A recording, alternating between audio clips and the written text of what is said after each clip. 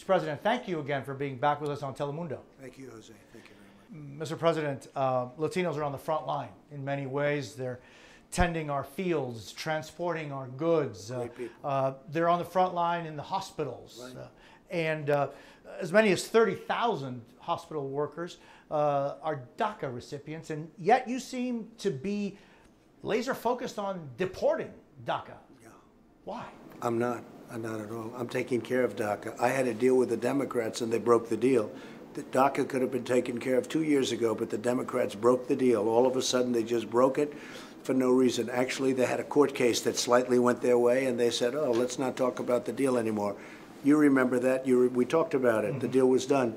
DACA is going to be just fine. We're putting it in, but it's going to be just fine. And I'm going to be, over the next few weeks, signing an immigration bill that a lot of people don't know about it. You have breaking news, but I'm signing a big immigration bill.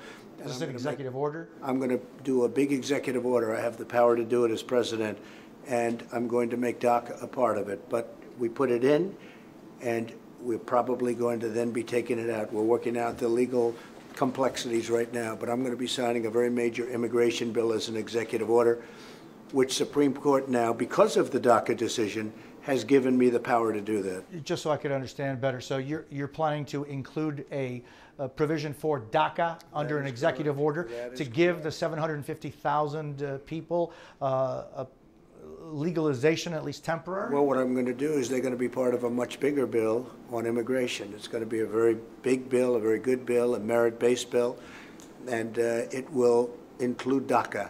And I think people are going to be very happy. In the meantime, we'll put it in, we'll take it out. I think people are going to be very happy with it. But one of the aspects of the bill, which frankly nobody knows about until right now because I've told no other reporter, so you have breaking news, congratulations. But one of the aspects of the bill is going to be DACA. We're going to have a road to citizenship. Okay, so that's as an executive order, not as a congressional bill. If you look at the Supreme Court ruling, they gave the president tremendous powers when they said that you could take in this case, 700,000 or so people. Right. So they gave powers. Based on the powers that they gave, I'm going to be doing an immigration bill, one of the aspects of the bill that you'll be very happy with and that a lot of people will be, including me, and a lot of Republicans, by the way, will be DACA. We'll give them a road to citizenship. When is this going to be I would say over the next 4 weeks. We're all being asked to wear masks. Yeah. Is it difficult for you to put on a mask? No, it's not difficult at all. In fact, I'll be going to Walter Reed, I believe, tomorrow, and I think when you're in a hospital, you should definitely wear a mask. It wouldn't be difficult at all for me. You've worn them, and you'll start wearing more of them? Will we see you wear them? I think you guys, yeah, if you'd like to. Yes, absolutely. I mean, I think hopefully I'll look good in a mask, but I've had masks on, and I think you have pictures of me with masks. No, I think in certain settings like a hospital, I'm going in to see some of our troops. I'm going in to see some of our COVID workers, people that have done an incredible job. I'm going tomorrow night sometime, and I'll be wearing a mask. The numbers of new people infected are going through the roof. Hospitalizations, more than 435 new hospitalizations in Florida. The deaths have been on the increase. Los Angeles had a 100% increase in the number of deaths over last week. You have called yourself a wartime president.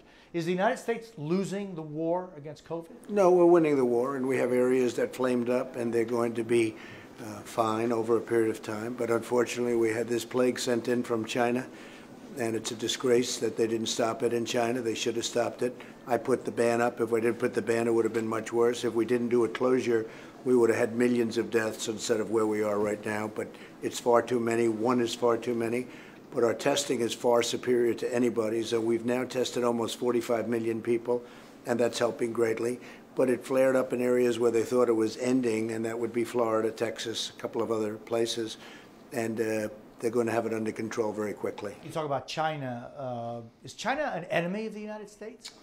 Well, I wouldn't say they're a great friend right now, because I really believe they could have stopped this. Was it done on purpose? I don't want to answer that question, but was it? Do you think it was? Could it have? Probably not. It was probably incompetence or a mistake. A mistake was made. It got out. It affected one person, 2 people, and then 10 people, and all of a sudden it was all over Wuhan. But they stopped it largely. They stopped it from leaving Wuhan, except when it came to the rest of the world. So you have 188 countries right now that are going through hell because of this, and it was a tragic mistake, let's say, or maybe it wasn't a mistake, but whatever it was, it caused a lot of damage, and it was caused by China. Latinos are being disproportionately hit by COVID. It's really staggering how disproportionately Latinos are being affected by COVID. Why do you think that is? It could be a lot of things. If you look at COVID, the ones that really are affected are people that have diabetes, if they have bad heart, if they have obesity, if they suffer from any malady, they are really, they're in trouble if they get hit, especially if they're a certain age.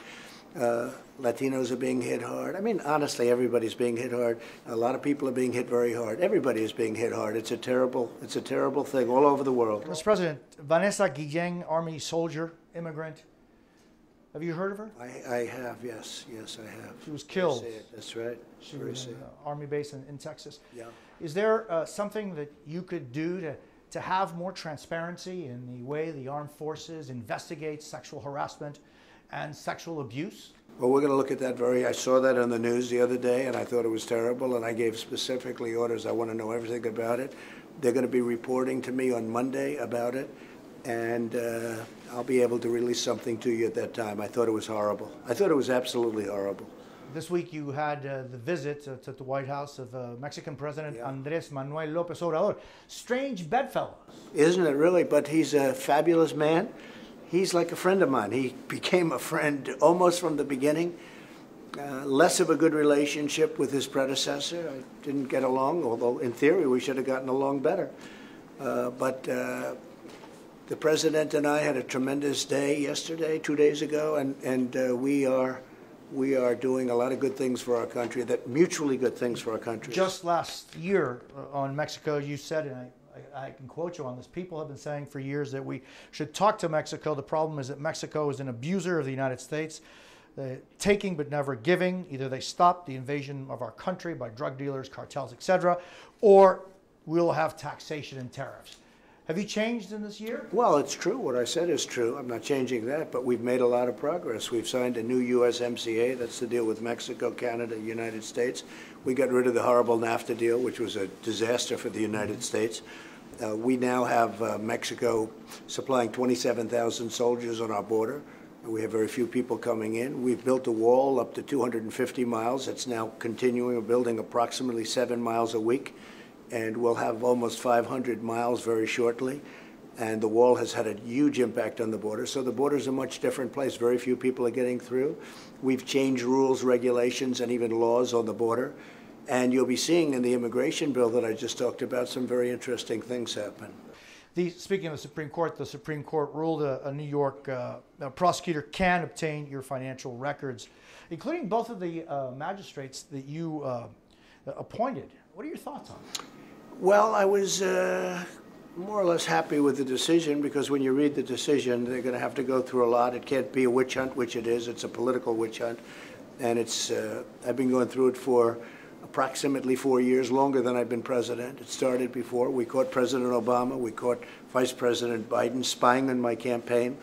We caught Comey lying. We caught Brennan and Clapper lying. We caught a lot of things are happening. And a lot of action is going on with respect to that. When someone spies, that has repercussions. You're saying that the president and the vice president spy on you? Of course. President Obama knew. Vice President Biden knew. They were spying on my campaign. Everybody knows. When I had mentioned this as a distinct possibility years ago, everybody laughed and smiled and they thought it was funny. Now, there's no doubt about it. And that's a very serious charge. The president, the vice president totally knew they were spying on my campaign. Comey lied, you know that. What do you base on that they both knew and that were spying on your campaign? Well, no, it's a very serious thing when you're not allowed to do that. They're spying, using intelligence to spy on the opposing party's campaign. A thing like this has never happened before. But that's a very, very serious thing. And they got caught. They got caught. Now, let's see what happens, but they got caught. But that's a big deal. And and we've been going through this for a long time. So let's see how it all works out. It'll be very interesting. Mr. President, you're here to talk about the region. I know that Venezuela has been on the plate here. For you, Venezuela, is it Guaido? Is it Maduro? Is it U.S. intervention? It's freedom for their people. It's freedom. Venezuela was a rich country 15 years ago, and it's been destroyed by two people, but a system, a horrible system. Call it anything you want, but it's a horrible system. And something will happen with Venezuela. That's all I can tell you. Something will be happening with Venezuela. Through the United States? The United States? We'll be very much involved. Are you still supporting Guaido? I support whoever it is that's elected. And right now, he seems to be the person that's elected. But the system is very bad over there. He seems to be losing a certain power. We want somebody that has the support of the people. I support the person that has the support of the people. Venezuela has been treated very, very badly. I've been very strong on Venezuela. This is an area that I know very well. You understand why. I know this area very well. Little Venezuela, they call it in Florida. Little Venezuela. The greatest people there are, fantastic people. We're going to take care of the people of Venezuela. Mr. President, thank you very much for your time. Much. I appreciate Thank it. you.